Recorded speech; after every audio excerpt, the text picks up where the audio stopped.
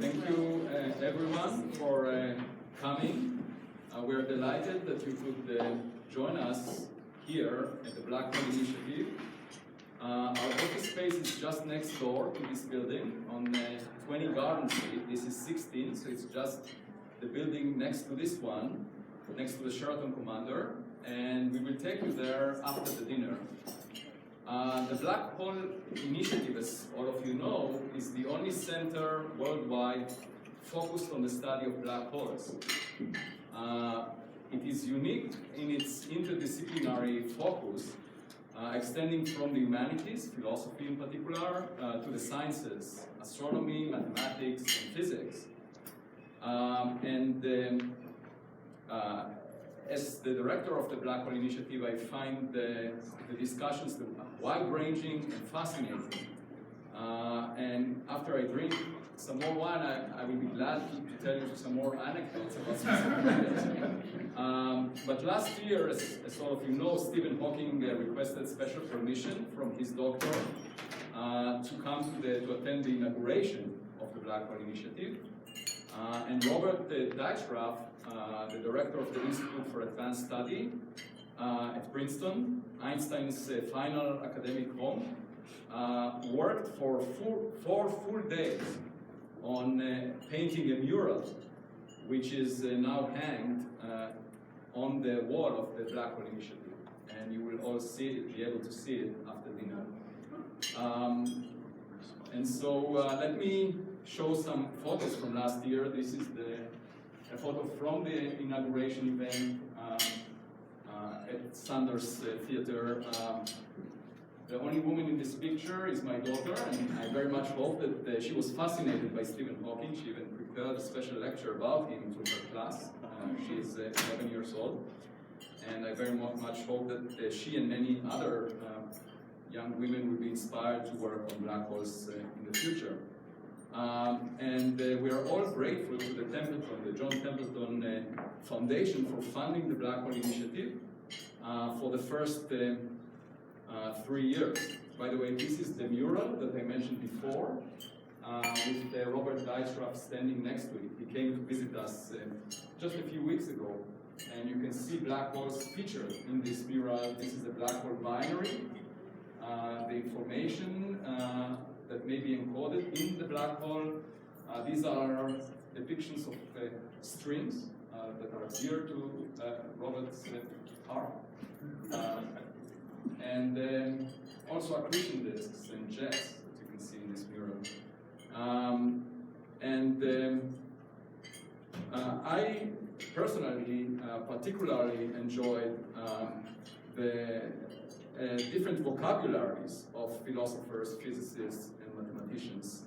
This is a group photo of the members of the Black Hole Initiative. And actually, as of this morning, I was inspired to write a small brief essay that I would like to read to you. And the title is Rebuilding the Tower of Babel. So, as many of you know, chapter 11 in the book Genesis asserts that a long time ago, all humans spoke the same language.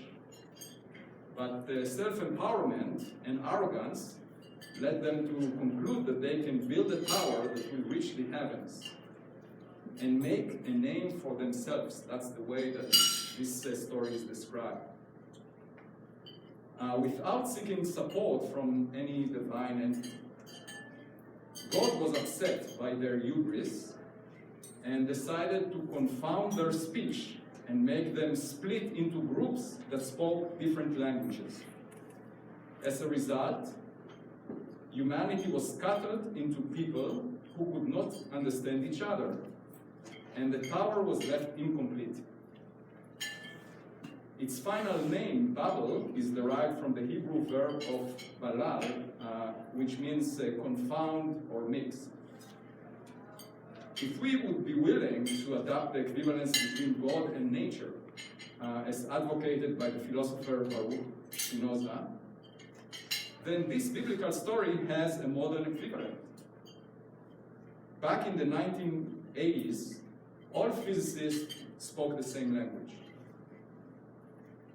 encouraged by the exquisite successes of Einstein's theory of gravity and the standard model of particle physics, the physics community concluded that we are now ready to unify quantum mechanics and gravity into a single theoretical framework. As time went on, some theorists felt sufficiently self-empowered to not seek confirmation from nature in the form of experimental or observational evidence as a prerequisite for the success of their theory. This group developed a highly mathematical language that the rest of the physics community finds difficult to follow. As a result, physicists were split into distinct cultural groups that speak different languages. The dream of a final theory was left incomplete for almost 4 decades now. My personal sense is that nature is often more imaginative than we are. And science is a learning experience. Disagreement between theoretical expectation and experimental results serves important purpose of keeping us humble. Last year, we established the interdisciplinary center named Black Hole Initiative. It is the only center focused on the study of black holes and the existence of black holes as highly distorted structures of space-time was validated in a spectacular fashion last year by the LIGO collaboration discovery of gravitational waves, which originated from a space-time storm associated with the merger of 2 black holes at the edge of the universe. The goal of the Black Hole Initiative is to bring together the communities of astronomers, physicists, mathematicians, and philosophers so that they will develop a common language and speak again with each other. Many of the challenges of unifying quantum mechanics and gravity are realized in the context of black holes. The singularity in the middle of a black hole signals the breakdown of Einstein's theory of gravity, exactly where quantum mechanical corrections are expected to take place. The information lost into a black hole horizon is expected to be encoded in the quantum mechanical signal coming out of the black hole as it evaporates. We are here to rebuild the abundant Tower of Babel of modern science. So that's my take on the Black Hole Initiative. Next, I would like to show a short clip from a film on black holes that the Black Hole Initiative senior member Peter Gallison produced. But before that, let me just say a few words about the scope of our activities over the past year. I'll start by mentioning some statistics. We currently have 6 senior members from astronomy, mathematics, philosophy, and physics that you will hear more about later. We have 8 postdoctoral fellows, 2 of them in residence, and 6 are coming. The 6 that are coming are, they span the range of philosophy, astrophysics, the Event Horizon Telescope, physics, gravitational wave astrophysics, and mathematics. So they span all possible fields of interest for the Black Hole Initiative. We currently are supported at a total budget of 7.2 million for 3 years.